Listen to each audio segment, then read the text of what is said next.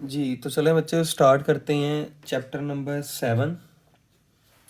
Chapter number 7 का name है coordinate geometry.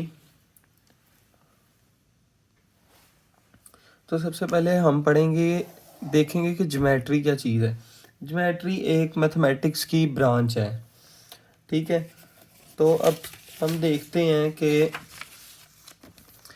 अब ज्योमेट्री क्या है हमारे पास, मैथमेटिक्स की एक ब्रांच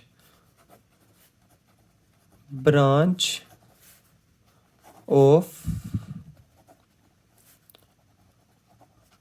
मैथमेटिक्स, ठीक है। अच्छा, अब ये दो साइंटिस्ट का मैंने नाम लिखा है, यूक्लिड और रेनी डिस्कार्टिस। यूक्लिड जो था इसने 13 बुक्स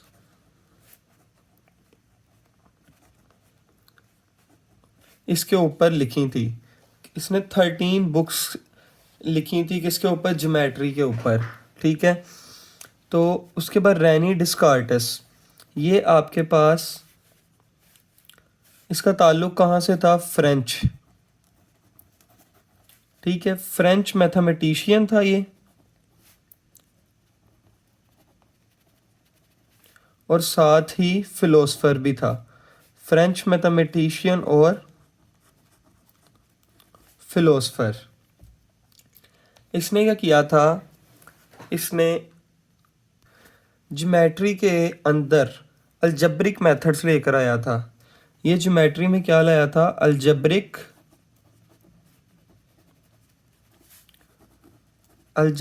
मेथड्स लेकर आया था।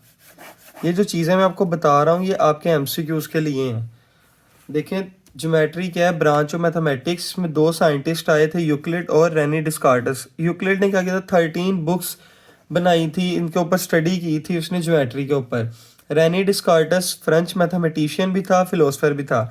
इसने अलजेब्रिक मेथड्स लेकर आया था ये ज्योमेट्री के अंदर। तो जब ये अलजेब्रिक मेथड्स ज्योमेट्री में लेकर आया तो फिर हमने ज्योमेट्री को दो नाम दे दिए। एक तो हमने ज्योमेट्री को कह दिया एनालिटिकल ज्योमेट्री, एनालिटिकल या फिर कोऑर्डिनेट ज्योमेट्री, ठीक है। हमने इसको ये दोनों नाम दे दिए, एनालिटिकल ज्योमेट्री या फिर कोऑर्डिनेट ज्योमेट्री। अब कार्टेशियन सिस्टम और रेक्टेंगुलर कोऑर्डिनेट सिस्टम, ये भी किसने इन्वेंट किए थे, ये भी फ्रेंच मैथमेटिशियन और फिलोसफर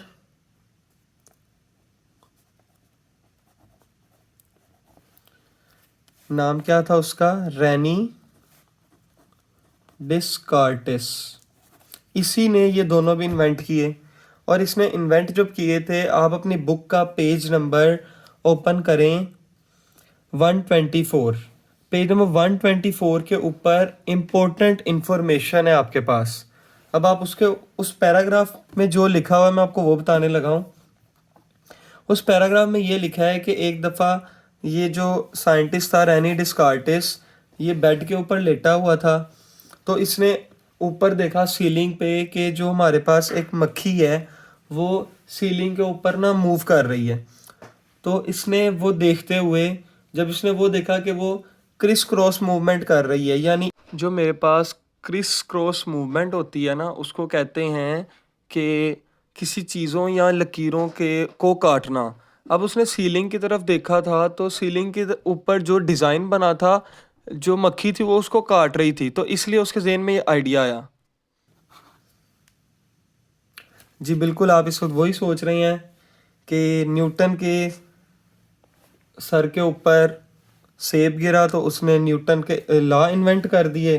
तो इसी तरह इसने लेटे हुए मक्खी को देखा तो इसने ये सिस्टम इन्वेंट कर दिया। अच्छा, तो बच्चों अब हम नेक्स्ट आगे बढ़ते हैं टॉपिक की तरफ।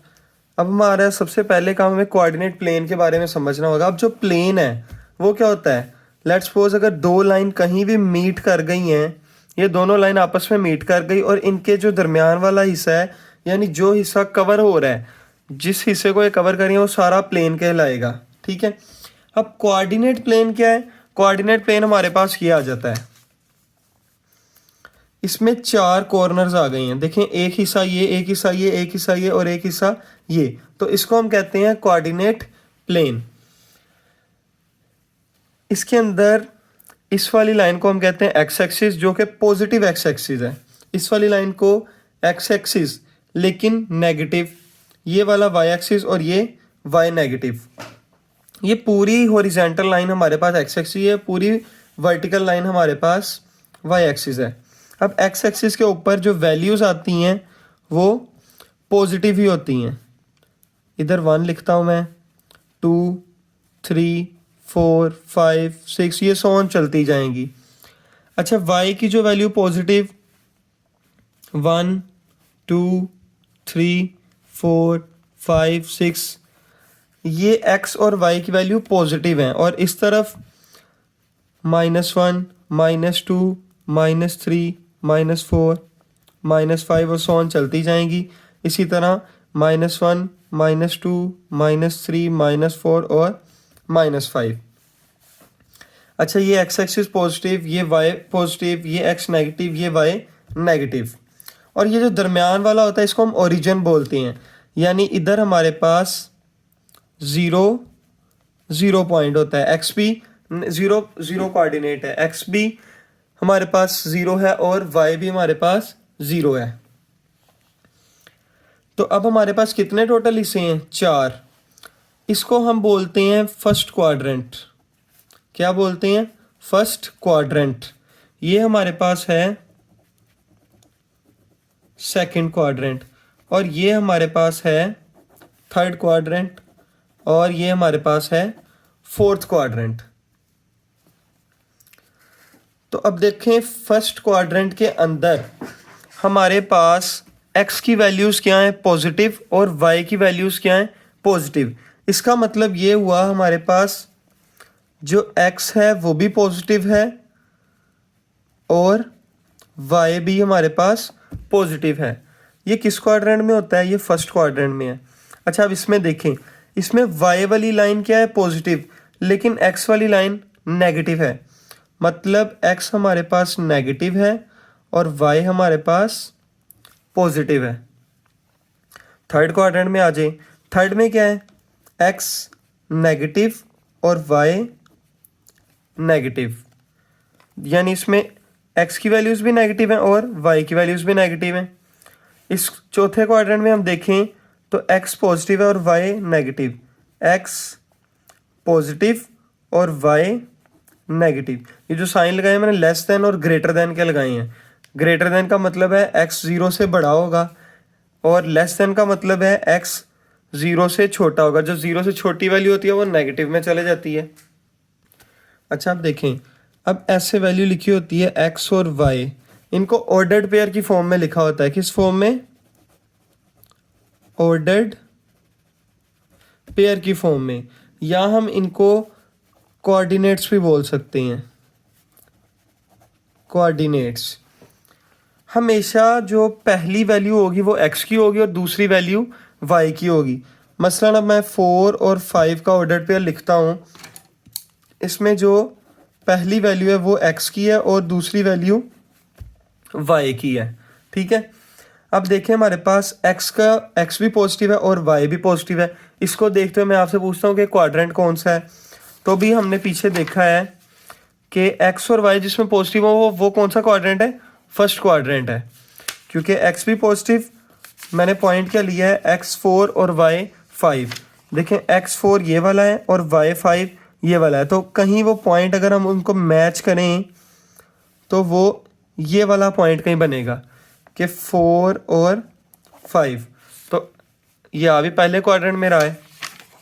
अब अगर मैं कोई वैल्यू लिखता हूँ -5 और 3, अब इसमें देखें, पहली वैल्यू किसकी? x की, दूसरी वैल्यू y की। x नेगेटिव है और y पॉजिटिव। अब कौन सा क्वाड्रेंट जिसमें x नेगेटिव था और y पॉजिटिव? दूसरा क्वाड्रेंट। दूसरे में x नेगेटिव था और y पॉजिटिव। वैल्यू क्या है? -5 और 3। तो -5 ये वाला पॉइंट और 3 ये वाला, तो अगर हम इनको मैच करें तो वो कहीं यहाँ पॉइंट बनता है -5 और 3, इसी तरह थर्ड का है और इसी तरह फोर्थ का है। अब इसके अंदर दो वर्ड्स होते हैं, एक को हम कहते हैं एब्सिसा और एक को हम कहते हैं ऑर्डिनेट। ठीक है, एब्सिसा को हम एक्स कोऑर्डिनेट कहते हैं और ऑर्डिनेट को हम वाई कोऑर्डिनेट कहते हैं। ठीक है, एक्स कोऑर्डिनेट और इधर वाई कोऑर्डिनेट्स, और अगर मिलके कहेंगे तो हम इनको कोऑर्डिनेट्स कह देंगे। एब्सिसा जो हमारे पास एक्स होता है उसको हम एब्सिसा कहते हैं और वाई को हम ऑर्डिनेट कहते हैं। अब स्क्रीन पे आपको शो हो रहा होगा जिसमें प्लस प्लस माइनस प्लस इस तरीके से कोऑर्डिनेट्स के साथ लिखा होगा। इसका मतलब क्या है? मैंने बोला हमेशा पहली प्लस की जो पहली वैल्यू होती है वो एक्स की होती है, दूसरी वाई की। तो इसका मतलब है पहली प्लस का मतलब है कि पहले क्वाड्रेंट के अंदर दोनों प्लस हैं। इसमें पहली नेगेटिव और दूसरी पॉजिटिव, मतलब पहली जो वैल्यू होती है वो एक्स की होती है। ठीक है,